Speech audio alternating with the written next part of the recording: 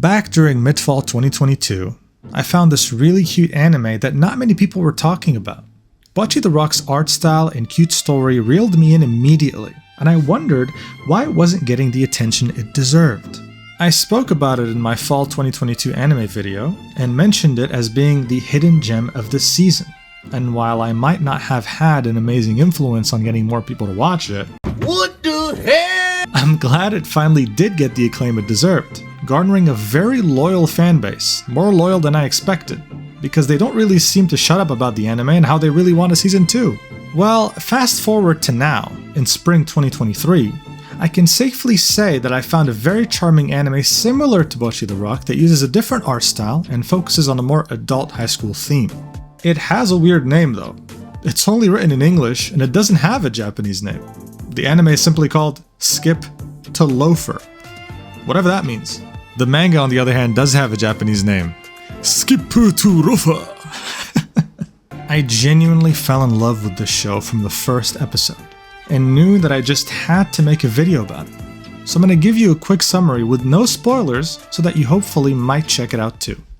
官僚になりたくてこっちの高校を受験しました。どうぞよろしく。なんで官僚？話せば長いな。大丈夫。誰もジョーク言えとまでは言わないから。なおちゃん、私は期待値の上を行く女。人の上に立つべき人間だからです。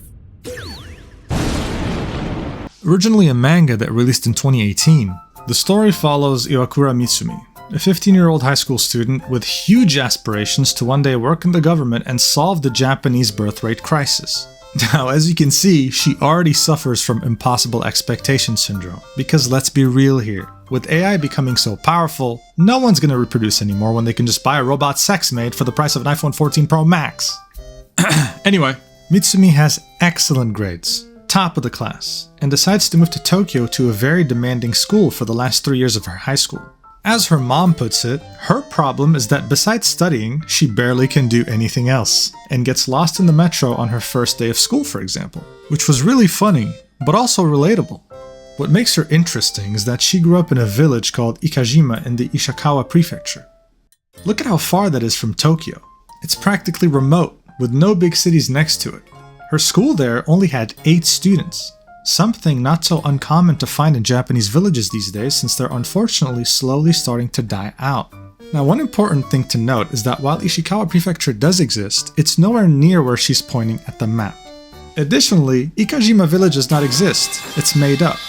So we can pretty much narrow down where she's from if we're going to go by the map to Hokkaido Prefecture, a pretty far prefecture from Tokyo and Kyoto.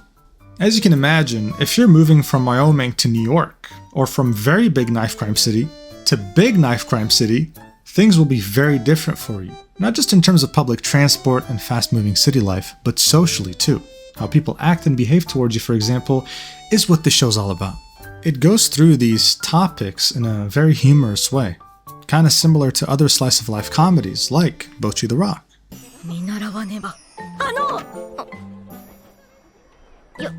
よろしくね。よろしく。雑に扱われた気がする。 Skip to Loafer's appeal is that it has a very charming main character, with likable side characters to be found everywhere. Whether it's the charming tall blonde Tokyo-raised guy slowly crushing on the main character, the silent beauty of the school who finally starts to enjoy her social outings thanks to Mitsumi's very likable personality, or her childhood friend that calls her from her village every day to make sure everything's going well while cheering her on to keep going. But of course, that's not the only appeal. This is a slice of life with funny, wholesome moments, sure, but it deals with serious topics that do teach you some things, not just specifically regarding Japanese culture, but also the general countryside to city stigma, for example, that exists today in all countries. As an example, city folk communicate and behave very differently than people who might live in a small village where everyone is their friend, where they can communicate openly and directly without having to worry about any consequences. However, in Tokyo or any metropolitan city, someone can say that they love your hair while secretly wishing for you to go bald the next day when you wake up. That's hard to adapt to. I feel as though the viewer sees Mitsumi through Shima, a boy who does great in tests but is always late, has no goals in life and is wanted by all the ladies. Kinda similar to real life with me. True. Seeing how different and direct she is in her mentality, her over-the-top honest personality, and the fact that she doesn't fake anything is seen as refreshing compared to the other city girls, and makes him truly enjoy her company, even going out of his way to participate in social activities if she's there. And why wouldn't he?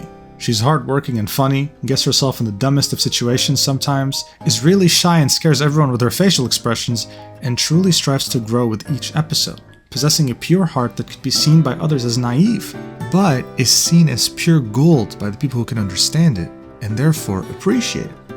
Every episode reels me in more and more. I know that watching 3 episodes of a 12-episode anime is not enough for many to form a definitive opinion, but I'm willing to gamble on it because I enjoy this show so much. As it goes on, I think we'll be seeing more side character backstories and more goofy situations that Mitsumi finds herself in, so I can't wait, and I hope you can give this show a watch whenever you feel like it. I'm sure that you won't regret it. And with that, my mission here is done. I'll see you in the next video, but till then, please take care.